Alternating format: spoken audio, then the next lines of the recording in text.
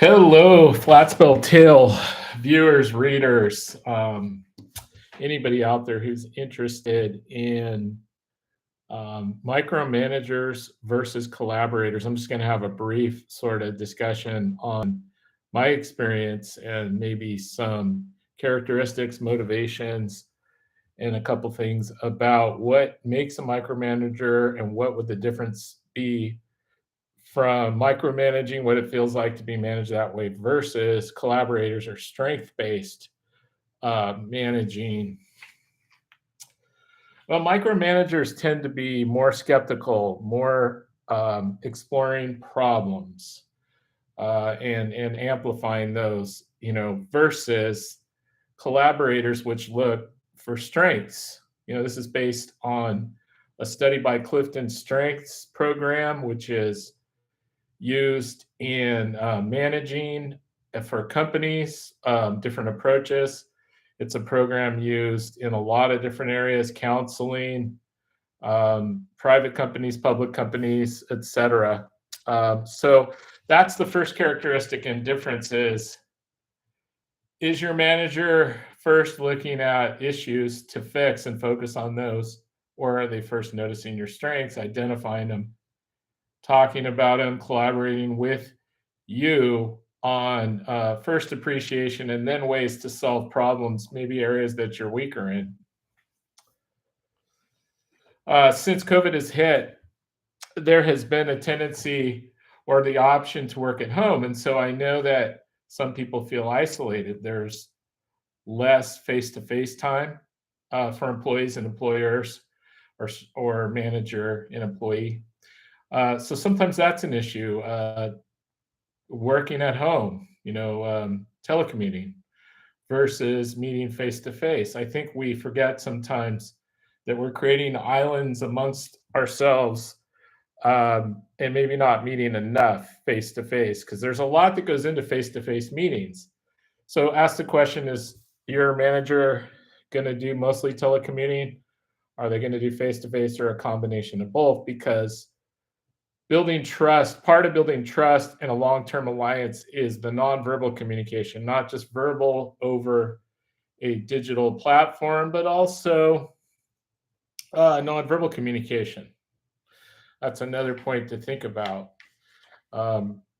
Sometimes micromanagers tend to prescribe tasks for you and have you go work on them alone.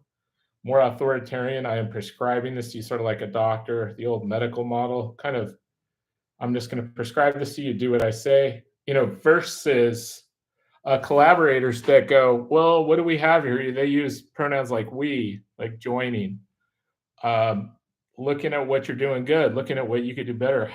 What resources might we sign up for? Who might we call together? When can we meet again and have another discussion? Face to face, or so think of that. Think of that criteria. Ask that question. Micromanagers tend to criticize character. So phrases like you're being too sensitive, you're overthinking, you, meaning your character is flawed, versus collaborators who say, oh, it sounds pretty challenging. That environment sounds difficult. What might we change in your environment? What can we do together to face this problem and get through it and solve it? Setting goals, going through the process of change, and meeting those goals together, versus I'm going to prescribe this to you. I'm the doctor. I'm the authoritarian. I'm the parent. Do what I say. Enforcing power. So there's some differences there in undertone and communication. Many times, micromanagers are agenda-oriented for their own agenda. They have a personal agenda that tends to be more selfish than collaborators, which tend to be more collective and inclusive and aware of context. So keep that in mind. That's another criteria.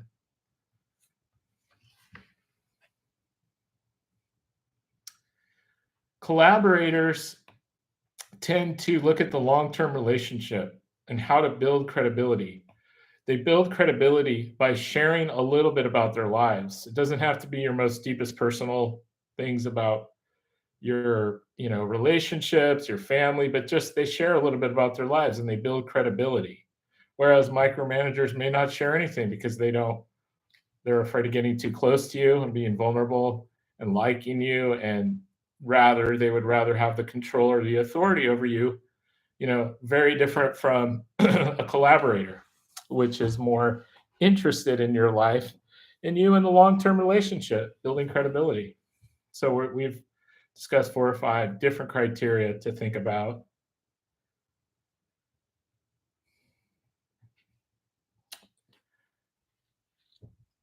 Collaborators tend to be more organic. They tend to not push people. They tend to not apply pressure. Whereas micromanagers apply pressure. They add lots of deadlines. They try to close people down on their agenda. Collaborators, on the other hand, tend to facilitate versus prescribe. So allow for more space and time to not push too hard. They're still motivating, but they're facilitating versus prescribing. So during my Clifton Strengths course that I took in graduate school, we studied sort of numbers, stats on, well, out of, 10 managers, how many are micromanagers, how many are collaborators? And there's some in the middle that are a little bit of both, of course, but for the sake of classifying and differentiating micromanagers and collaborators, the numbers come out to, probably not too surprising, about 30% of managers are core micromanagers. And about 30% to 40% are collaborators. And then you have those in the middle, where we have 20%, 30% of sort of a combination of both. Now, based on my numbers in the last 5 years, I've had maybe 6 different managers, and those numbers pan out to where 2 out of 6, that's 30%, do show those characteristics over the other that are more strength based. So there are some more, in terms of different relationships, what you can look for. Now, obviously, this can carry over into marriage, into boyfriend girlfriend partnerships, different partnerships, work life, even friendships. So next time you're thinking of making decisions based on long-term relationships, stop and take a look and think back on these criteria. Think of their style, how they make you feel. Another thing, I don't think I went over really how you feel. With micromanaging, you tend to feel sort of controlled or violated. With collaboration, you tend to feel empowered or strengthened because they're obviously managing from a strength-based perspective. So ask that question, how do you feel? Do you feel controlled, violated, overwhelmed, or do you feel inspired and strengthened, empowered? Those are some questions you could ask. And now this doesn't mean that there isn't ever a time to have micromanaging. Obviously, in the medical world, it is required when lives are on the line and medical procedures are being performed. That's very important. Safety, those areas, safety, patient safety, all those different areas, accounting with numbers and finances. Got to have some micromanaging there if it isn't being done right. But for the purposes of this video, it's more the relationship I'm discussing. What is the relationship like? What is the managing style versus the content? So if the relationship is good, chances are good, the work is going to come out productive and good.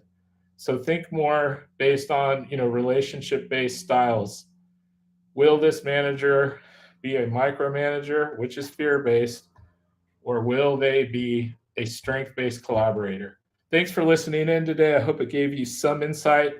I've just been looking into this lately, and I was very inspired to share this. Good luck on your next opportunity.